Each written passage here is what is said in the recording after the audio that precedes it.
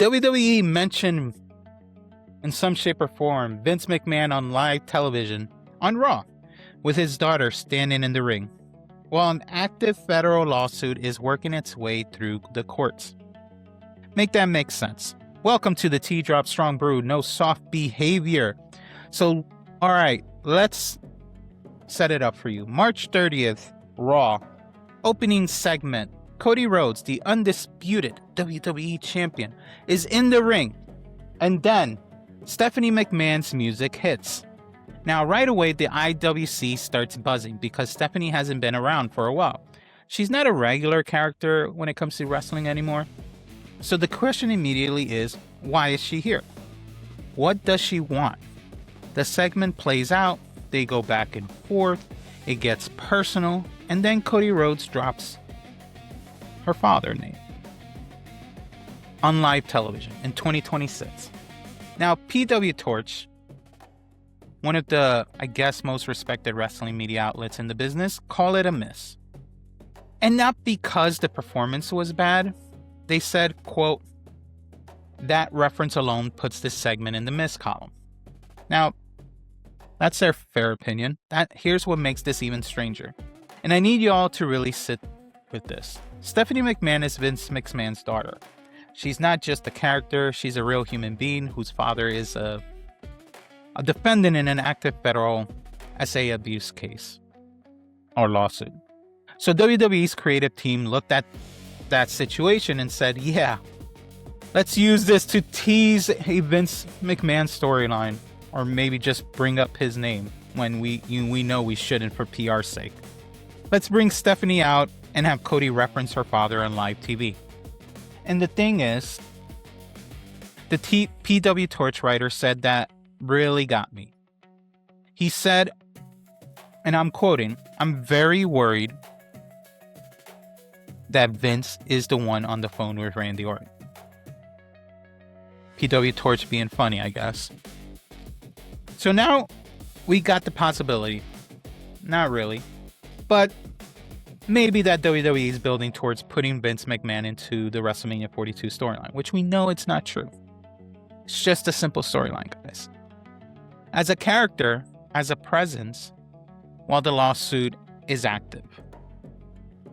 Still gonna happen, guys. Now, I want you to understand, Lance Storm is not someone who goes on the internet and yells about everything. He's a measured man. He's very thoughtful when he speaks. And he chooses his words. Lance Storm went on Wrestling Observer, out of all places, after Raw and said, and these are his words, I can't believe we are using Vince McMahon in a storyline. I find it incredibly in bad taste.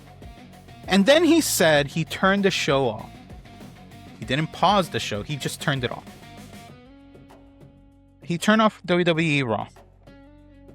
That's not a hot take of his. That's a man who has been in the business for decades telling you something is wrong here. Now, here is where this goes from a bad creative decision to a legitimate PR crisis. On April 1st, literally 3 days after that Raw, Janel Grant's legal team filed a brand new 40-page sworn affidavit in her lawsuit against Vince McMahon, WWE, and Brock Lesnar, all in that 40-page doc. Please take a look at our video about it too. Promo in. Yeah. This wasn't a refiling, this was some new material added to the case that's already exists. First person accounts from her point of view.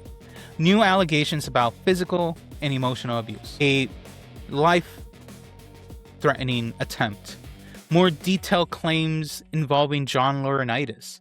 And here's the part that matters for WWE as a corporation. Direct claims that WWE President Nick Khan knew what was happening and used it as leverage. Janel Grant said in the filing, and I'm going to read this carefully, and I quote, I felt used, leveraged, humiliated, shamed, dehumanized, intimidated, and exploited for the business and the gratification of these men. That's in apparently in her filing. That filing is trying to keep this case in open court, trying to prevent arbitration, which means behind closed doors. We'll never see what happens. Grant's legal team is fighting to make sure the public sees everything. Now, Janel Grant adds the new details in that new case. So if you haven't had a chance, please again, I'm just going to keep asking you to watch my video about it. I took a long time to go through that, so please do it. I'm begging you. No, I'm kidding. And 3 days before that filing dropped, put Vince McMahon's name on television. The timing is either the most tone-deaf scheduling in WWE history or something in the building that didn't get the memo. Either way, it's some type of problem with this group. But it was Road Dogg who did the poor storyline choices, right, guys?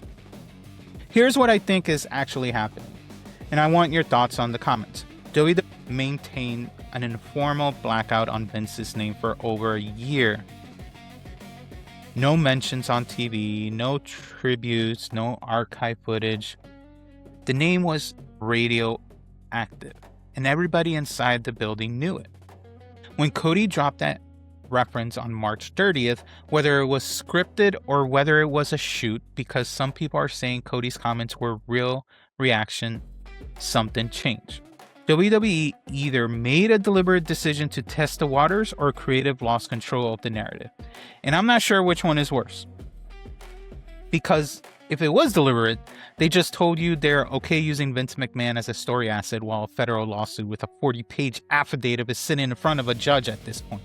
And if it was an accident, then nobody in that production meeting flagged the most obvious PR landmine in the history of freaking sports entertainment. This is your writing team, guys. But anyway, so here's my question for all of you. And I need you to answer this honestly in the comments. Is WWE being deliberate here? Are they slowly reintroducing Vince McMahon because they think the political climate means they can get away with it now? Or is it this genuinely just sloppy creative that nobody caught on time? Drop your take below. As you know, I'll look at every comment. Thank you for watching. It means everything. If you like the tea that hit right, please like and subscribe, and I'll see you on the next one.